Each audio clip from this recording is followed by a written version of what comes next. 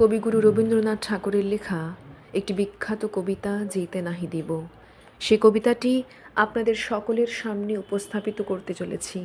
আশা করছি আজকের এই বেদনাতুর পরিস্থিতির সঙ্গে এই কবিতাটি বেশ খানিকটা প্রাসঙ্গিক।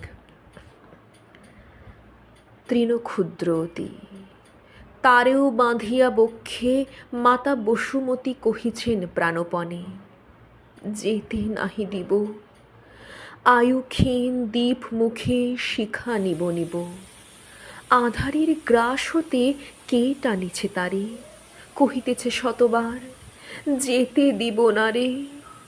এ অনন্ত চরাচরে স্বর্গ মর্ত ছেয়ে সবচেয়ে পুরাতন কথা, সবচেয়ে গভীর ক্রন্দন, যেতে নাহি দিব।